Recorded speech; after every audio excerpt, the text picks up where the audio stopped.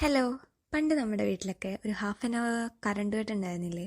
ആ ടൈമിൽ ഞങ്ങൾ യൂസ് ചെയ്ത മെഴുതിരികളുടെ മെഴുകാണ് എടുത്ത് വെച്ചേക്കുന്നത്. അതായത് കുറച്ചധികം കാലത്തെ വഴക്കുണ്ടല്ലേ. പിന്നെ ഈ കാണുന്ന ഗ്ലാസ്സുകളൊക്കെ ഉപയോഗിക്കാതിരിക്കുന്ന ഗ്ലാസ്സുകളാണ്. അപ്പോൾ അതിൻ്റെ കൂടെ ഞാൻ കുറച്ച് കാൻഡിൽ വിക്സും ഒരു അരോമ ഓയിലും കൂടെ വാങ്ങിച്ചു. എന്തിനാണെന്ന് വെച്ച് കഴിഞ്ഞാൽ കാൻഡിൽ ഉണ്ടാക്കാൻ. കുറച്ചധികം കാലത്തെ പഴയതായതുകൊണ്ട് എനിക്കിതെന്താവുന്നൊരു പേടിയുണ്ടായിരുന്നു. പിന്നെ ഇപ്പോൾ ഉപയോഗിച്ചേക്കുന്ന പാത്രം ഭയങ്കര പഴയതാണ്. പിന്നെ നമ്മൾ ഉപയോഗിക്കാണ്ട് മാറ്റി വെച്ചേക്കുന്ന പാത്രങ്ങളിലൊന്നാണ്. അപ്പോൾ ആരും പുതിയ പാത്രങ്ങളൊന്നും ഉപയോഗിക്കരുത്. പിന്നെ ഒരു കളറിന് വേണ്ടി ഞാനൊരു പഴയ ലിപ്സ്റ്റിക്കാണ് യൂസ് ചെയ്തത്. പിന്നെ ഇതിന് അത്യാവശ്യം പ്ലാനിങ് വേണമെന്ന് പിന്നെയാണ് എനിക്ക് മനസ്സിലായത്. ഈ അതിൽ അത്യാവശ്യത്തിലേറെ പൊടി പടലങ്ങളും ചെളിയൊക്കെ ഉണ്ടായിരുന്നതുകൊണ്ട് ഞാനൊരു ക്ലോത്ത് വെച്ചിട്ടാണ് അതൊക്കെ അരിച്ചെടുത്തത്. ക്ലോത്ത് ഒരു നല്ല ഓപ്ഷനാണെന്ന് എനിക്ക് തോന്നി.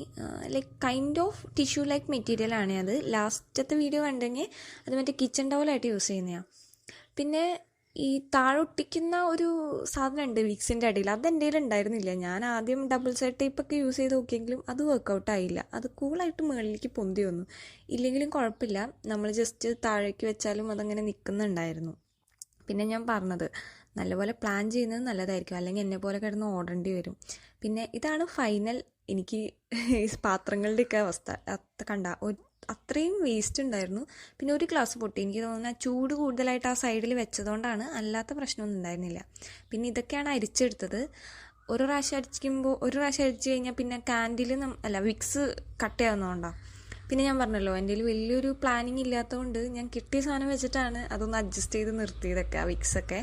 പിന്നെ എല്ലാതും ഫ്രീ കിട്ടിയ ഗ്ലാസ്സസാണ്, യെസ് യു ക്യാൻ സി. പിന്നെ കത്തിച്ചപ്പോൾ നല്ലതായിരുന്നു, വലിയ സീനൊന്നും ഉണ്ടായിരുന്നില്ല. ബട്ട് അരോമയുടെ ആ ഓയിലിൻ്റെ ഫ്രാഗ്രൻസ് ഒന്നും എനിക്ക് എവിടെയും കിട്ടിയില്ല. അത് എവിടെയാണ് ഒഴിക്കേണ്ടതെന്ന് അറിയാത്തതിൻ്റെ മിസ്റ്റേക്ക് ആയിരിക്കാം.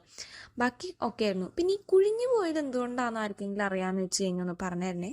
സംഭവം ഞാൻ ഡബിൾ ബോയിലല്ല ചെയ്തത്, ബട്ട് സ്റ്റിൽ അതുകൊണ്ടാണോ അത് ആർക്കെങ്കിലും